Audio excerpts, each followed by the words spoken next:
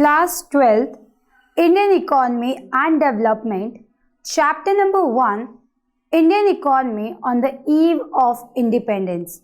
Class Concept number 1 Low Level of Economic Development under Colonial Rule. इसका मतलब ये हुआ बच्चों कि इंडिपेंडेंस के टाइम पर ब्रिटिशर्स ने जो हमारा देश पर कब्जा कर रखा था, जिसको यहाँ कॉलोनियल रूल बोला गया है, तो ब्रिटिशर्स ने जो कब्जा कर रखा था उस टाइम पर ऑब्वियसली हमारी इकोनॉमिक डेवलपमेंट बहुत लो थी. बट हाउ, ये कंक्लूड करने से पहले बच्चों हमारे लिए ये जानना बहुत इम्पॉर्टेंट है कि एक्चुअल में ब्रिटिशर्स से पहले हमारी इकोनॉमी कैसी थी या कैसी हुआ करती थी, बिकॉज ये कंसेप्ट को लॉजिकली क्लियर करेगा आपको. And also short answers type question में आ भी सकता है कि what is the status of economy before the Britishers. इसका आंसर बहुत सिंपल है बच्चों. इंडिपेंडेंस से पहले India is independent, self reliant and prosperous economy. यानी इंडिपेंडेंस से पहले बच्चों इंडिया एक बहुत ही इंडिपेंडेंट कंट्री थी. ऑफ कोर्स इंडिया वाज आत्मनिर्भर यानी सेल्फ रिलायंट, एंड इंडिया एक प्रॉस्पेरियस इकोनॉमी थी. वो कैसे कि यानी इंडिया से हर तरह का बिजनेस होता था. इसी के साथ साथ यहाँ पर एक इम्पॉर्टेंट पॉइंट है, दैट इज कि बच्चों उस टाइम पर एग्रीकल्चर एक ऐसा साधन था जिसके द्वारा लोग अपनी ज़रूरतों को पूरा करते थे. लेकिन कंट्री में कुछ अलग अलग तरह की मैन्युफैक्चरिंग एक्टिविटीज़ भी हुआ करती थी. तो कौन सी दो एक्टिविटीज़ हुआ करती थी तब के टाइम पे, चलिए वो देखते हैं. एक तो थी बच्चों हमारी एग्रीकल्चर और दूसरी थी बच्चों हमारी मैन्युफैक्चर एक्टिविटी. कौन सी थी? एक थी एग्रीकल्चर और दूसरी थी मैन्युफैक्चरिंग. ओके, तो बच्चों मैन्युफैक्चरिंग एक्टिविटीज़ मतलब बच्चों कि जो हमारी इंडिया है वो बहुत ही फेमस हुआ करता था अपने हैंडीक्राफ्ट की चीज़ों के लिए, जैसे कि कॉटन और टेक्सटाइल्स में या मेटल स्टोन वर्क में. इन सब चीज़ों को बनाने में इंडिया बहुत फेमस हुआ करता था. ये जो भी अभी मैं आप लोगों को समझा रही हूँ बच्चों, आपको ये सब ब्रिटिश के आने से पहले का बता रही हूँ. कूल कि पहले ब्रिटिश के आने से पहले हमारी इंडियन इकोनॉमी कैसी हुआ करती थी. ठीक है, इतना समझ आया आपको? तो बच्चों अब जो ये प्रोडक्ट हुआ करते थे इंडिया के, खास करके कॉटन और सिल्क, ये सब पूरी दुनिया में बहुत ही बिकता था, यानी कि वर्ल्ड वाइड सेल होता था. तो ये सिचुएशन या ये स्थिति थी बच्चों हमारी कंट्री की अंग्रेज़ों के आने से पहले. अब क्या हुआ बच्चों, अब जो ब्रिटिश आए हमारी कंट्री में, यानी ब्रिटिश रूल के दौरान क्या हुआ बच्चों, अब जबकि ब्रिटिश आ गए थे तो उन्होंने कुछ पॉलिसीज अपनाई. वो थी प्रोटेक्शन एंड प्रमोशन. प्रोटेक्ट करना, तो बच्चों प्रोटेक्शन का मतलब होता है प्रोटेक्ट करना यानी कि संभालना, एंड प्रमोट का मतलब होता है बच्चों कि प्रमोट करना यानी कि बढ़ावा देना. अब इस प्रोटेक्शन और प्रमोशन का मतलब ये नहीं है कि इंडिया का प्रोटेक्शन एंड प्रमोशन, बल्कि इसका मतलब था कि ब्रिटिशर्स अपनी कंट्री को प्रमोट कर रहे थे. वो इंडिया में आके ब्रिटेन को आगे बढ़ा रहे थे. और ऐसी पॉलिसीज अपनाने की वजह से एक बहुत ही बड़ा या एक मेन चेंज आया. और वो चेंज क्या था बच्चों? वो ये था कि अब इसमें क्या था कि पहले बहुत से एक्सपर्ट ने नेशनल इनकम निकालने की कोशिश करी थी, पर सबसे मस्त या सबसे अमेजिंग या बेहतरीन अटेम्प्ट करा था डॉक्टर राव ने. यानी कि डॉक्टर राव का ये माना गया था कि अब उन्होंने जो नेशनल इनकम के फिगर्स निकाले थे उनको कंसीडर करा गया था कि वो काफ़ी सिग्निफिकेंट है। अब जो उन्होंने फिगर्स निकाले थे बच्चों, उससे हमें क्या समझ आया कि 21st सेंचुरी के फर्स्ट हाफ में जो एग्रीगेट रियल आउटपुट या जिससे जीडीपी भी कहते हैं, उसका जो ग्रोथ रेट जो था वो था 2% से भी कम। एंड अगर हम growth of per capita output देखें तो वो था बच्चों हमारा 0.5%। तो overall there was no development in the India at all. तो इसी के साथ यहाँ पर हमें ये समझ आ गया कि कॉलोनियल टाइम पर इंडिया की इकोनॉमी कैसी थी and what Britishers were doing, that is promotion and protection. तो चलिए फटाफट से इसकी डिक्टेशन देख लेते हैं। Low level of economic development under colonial rule. Before the advent of British rule, Indian economy was characterized by following features.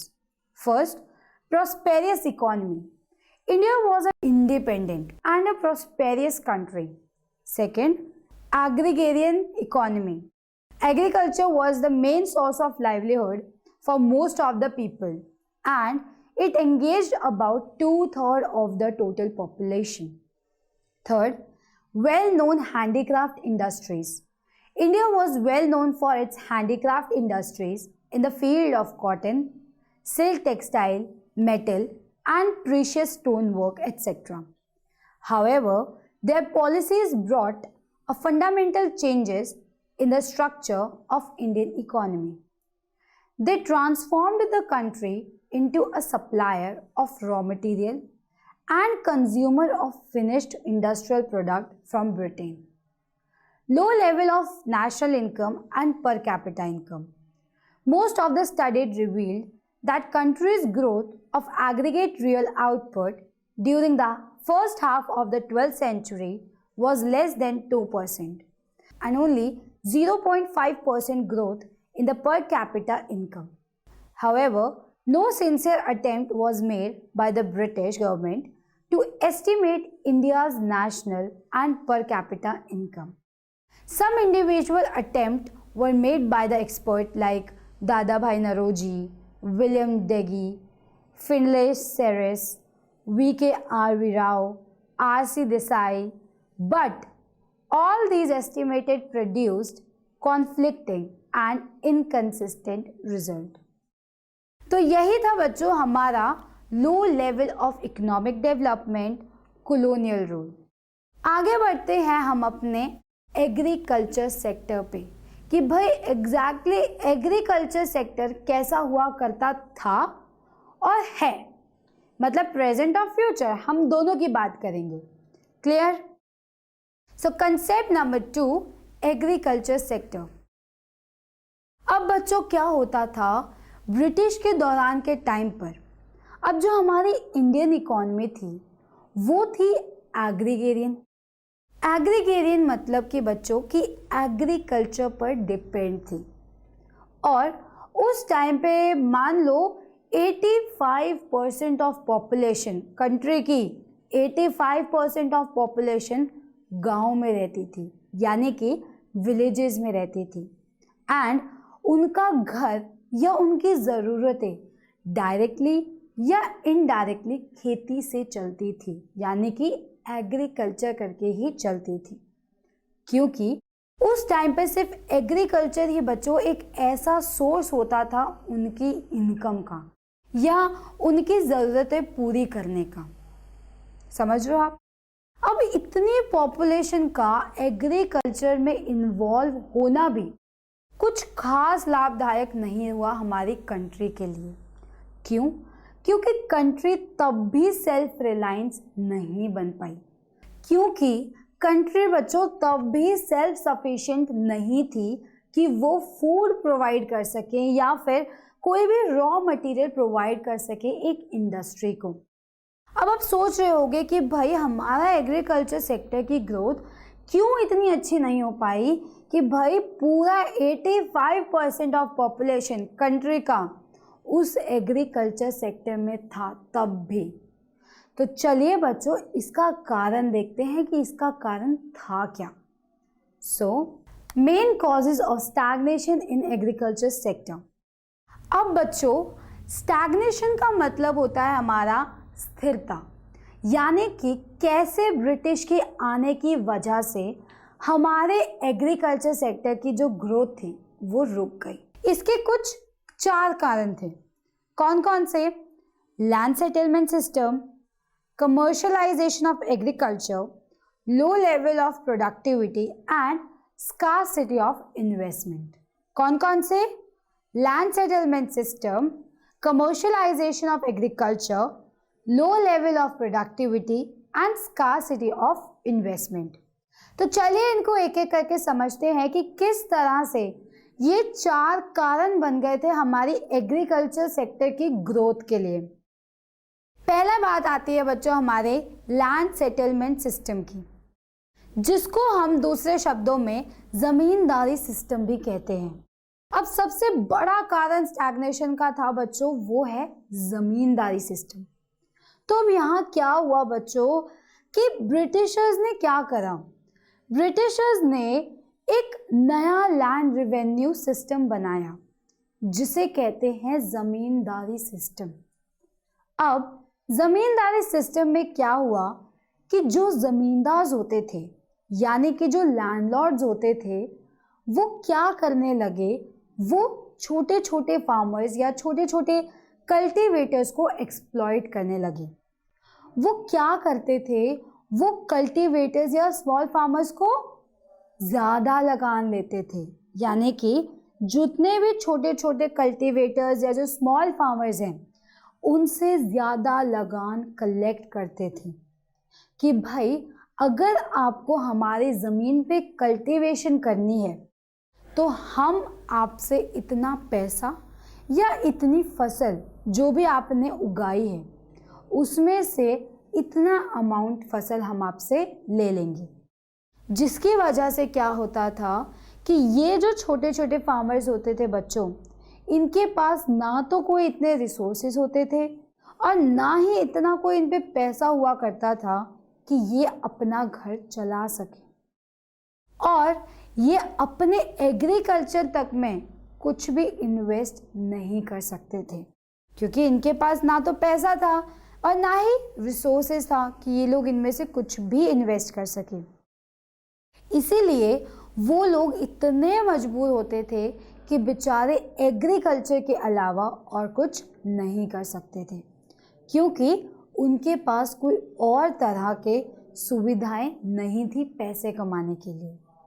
तो हम ये कंक्लूड कर सकते हैं कि इससे भी ज़मींदार ने फार्मर्स को इतना एक्सप्लॉइट किया, उनसे इतना ज़्यादा अमाउंट ऑफ लगान लेते रहे, जिसकी वजह से वो तो अपनी ज़िंदगी ऐश से जीते थे और ऊपर से उन्होंने कुछ खास हमारे एग्रीकल्चर सेक्टर में कुछ भी इन्वेस्ट नहीं करा, जिसकी वजह से अल्टीमेटली धीरे धीरे हमारा एग्रीकल्चर सेक्टर पीछे हो गया या यू कैन से पीछे रह गया।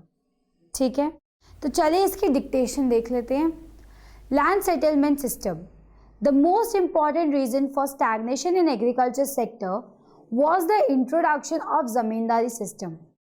Under this system, profit occurring out of agriculture sector went to the zamindar in the form of lagan. The main interest of the zamindar was only to collect lagan regardless of the economic condition of the cultivators. The zamindar and the colonial government did nothing to improve the condition of agriculture sector. तो ये था बच्चों हमारा पहला कारण हमारी agriculture stagnation का। दूसरा कारण आता है बच्चों हमारा कमर्शियलाइजेशन ऑफ एग्रीकल्चर। ये वाला जो पॉइंट है ना बच्चों, ये काफ़ी इंटरेस्टिंग है। कमर्शियलाइजेशन ऑफ एग्रीकल्चर का मतलब होता है कि जो भी प्रोडक्शन हो रही है क्रॉप की, वो मार्केट में फर्दर सेल के लिए हो रही है। As compare to the self consumption. मैं वापस बोल देती हूँ बच्चों कि कमर्शियलाइजेशन ऑफ एग्रीकल्चर का मतलब यही होता है कि जो भी प्रोडक्शन हो रही है किसी पर्टिकुलर क्रॉप की, वो मार्केट में फर्दर सेल करने के लिए हो रही है, rather for the self consumption. तो बच्चों अब यहाँ पे ब्रिटिश ने क्या करा था, ब्रिटिश ने जितने भी स्मॉल फार्मर्स थे उनको बोला कि भाई आप लोग ना हमें कैश क्रॉप ज़्यादा उगा के देंगे। कैश क्रॉप यानी कि जिसको बेच के आगे पैसा कमाया जा सके, जैसे कि कॉटन, जूट एटसेट्रा। अब ब्रिटिश ने क्या करा, ब्रिटिश ने इन कैश क्रॉप को उगाने पे ज़्यादा फोकस कर दिया।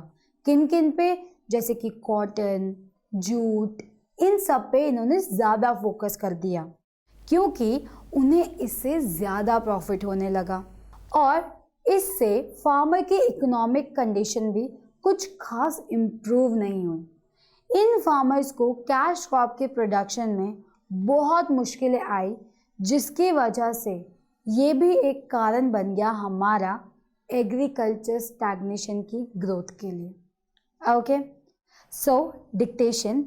Commercialization of agriculture. Commercialization of agriculture means production of crop for sale in the market rather than for self-consumption.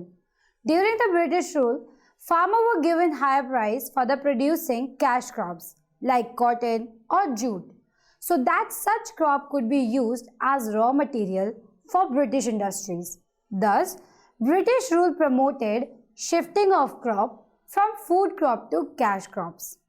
तो ये था बच्चों हमारा दूसरा स्टैग्नेशन हमारी एग्रीकल्चर सेक्टर के लिए। तीसरी बात आती है बच्चों अब हमारे लो लेवल ऑफ प्रोडक्टिविटी की। इसका मतलब ये हुआ कि बच्चों अब उस टाइम पे क्या होता था कि अब जो टेक्नोलॉजी थी वो भी कुछ ज़्यादा खास नहीं हुआ करती थी और ना ही ऐसी इरिगेशन फैसिलिटीज़ कुछ अच्छी थी, जिसकी वजह से जो प्रोडक्टिविटी लेवल था वो बहुत लो था। क्यों लो था? क्योंकि ना तो टेक्नोलॉजी थी और ना ही इतनी अच्छी इरिगेशन फैसिलिटीज़ थी। क्योंकि अब तो उन स्मॉल फार्मर्स पे भी इतना पैसा या इतना रिसोर्सेज भी नहीं होते थे कि वो अपने एग्रीकल्चर में इन्वेस्ट कर सकें।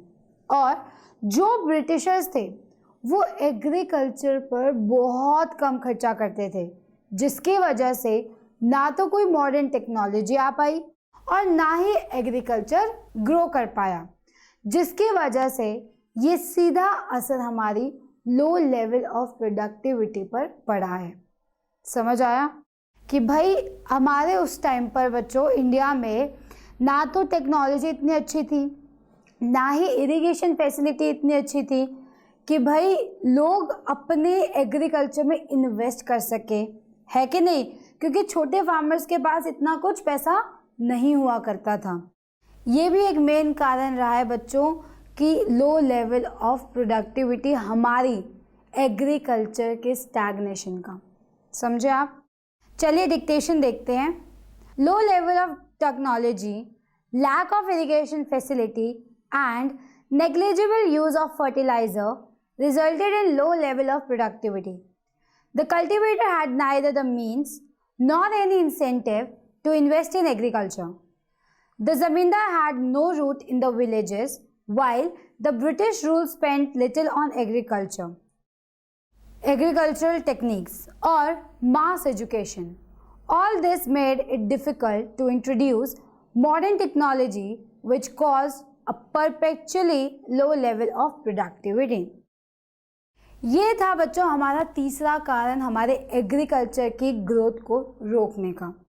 अब चौथा कारण था ये स्कार्सिटी ऑफ इन्वेस्टमेंट। अब इसमें क्या था बच्चों कि किसी भी बिजनेस को अच्छे से चलाने के लिए या अच्छे से रन करने के लिए या ग्रो करने के लिए किसकी नीड पड़ती है? फंड्स की, या यू कैन से इन्वेस्टमेंट की, राइट? इसी तरह बच्चों यहाँ फार्मर्स को भी नीड थी इन्वेस्टमेंट की। जैसे कि एग्रीकल्चर में अगर उनके पास इन्वेस्टमेंट होती तो they could go for new and better technology, better resources आ सकते थे, इंसेंटिव्स मिल सकता था, but unfortunately there was scarcity of investment. इन सब चीज़ों की वजह से बच्चों एग्रीकल्चर एक स्टैग्नेंट हो गया, यानी कि जो एग्रीकल्चर सेक्टर की जो ग्रोथ थी वो रुक गई थी क्योंकि उनको ज़मींदारों का डर था। We can say that scarcity of investment, India's agriculture was facing scarcity of investment in terracing, flood control and drainage. Although some farmers changed their cropping pattern from food crop to commercial crops, a large section of tenants, small farmers and sharecropper neither had resources and technology nor had incentive to invest in agriculture. Clear? अब पता चला बच्चों कि कैसे हमारा जो agriculture sector था उसकी जो ग्रोथ है वो रुक चुकी थी। इन्हीं 4 कारणों की वजह से बच्चों हमारे एग्रीकल्चर की जो ग्रोथ थी वो स्टैग्नेंट हो गई थी।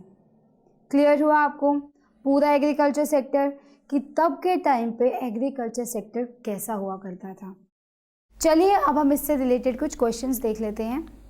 Question number 1, what are the main causes of the India's agriculture stagnation during the colonial period, or what was the condition of agriculture sector at the time of independence? इस question का मतलब है बच्चों कि यहाँ पर हमें वो कारण बताने हैं जिसकी वजह से एग्रीकल्चर की जो ग्रोथ है वो रुक गई थी ब्रिटिश रूल के टाइम पर। ठीक है, तो इसमें हम कौन कौन से लिखेंगे कॉजेज। पहला कॉज था बच्चों हमारा लैंड सेटलमेंट वाला, जिसमें वो ज़मींदार छोटे छोटे फार्मर्स से लगान कलेक्ट करते थे। दूसरा कौन सा था, कमर्शलाइजेशन ऑफ एग्रीकल्चर, है ना। क्या था यहाँ पे कि भाई उनको छोटे छोटे फार्मर्स को बोला गया था कि भाई आप अब फूड क्रॉप की बजाय कैश क्रॉप उगाओगे, है ना, था ना ये पॉइंट। क्योंकि उसमें क्या हो रहा था, ब्रिटिशर्स को ज़्यादा प्रॉफिट दिखाई दे रहा था। और तीसरा कौन सा था causes, low level of productivity. इसमें क्या था कि ना तो टेक्नोलॉजी इतनी अच्छी थी, ना ही इरिगेशन फैसिलिटीज़ इतनी अच्छी थी कि जो पुअर लोग हैं या जो पुअर फार्मर्स हैं वो अपनी कल्टीवेशन में या अपने अपनी इरिगेशन या अपनी एग्रीकल्चर में इन्वेस्ट कर सकें, है ना। चौथा क्या था बच्चों, स्कार्सिटी ऑफ इन्वेस्टमेंट, कि भाई छोटे छोटे फार्मर्स जो थे बच्चों उस टाइम पे उन पे इतना पैसा नहीं हुआ करता था कि वो लोग कोई भी इन्वेस्टमेंट कर सकें अपनी एग्रीकल्चर में। ठीक है, क्योंकि उन्हें डर था ज़मींदारी का, यानी ज़मींदारी सिस्टम का।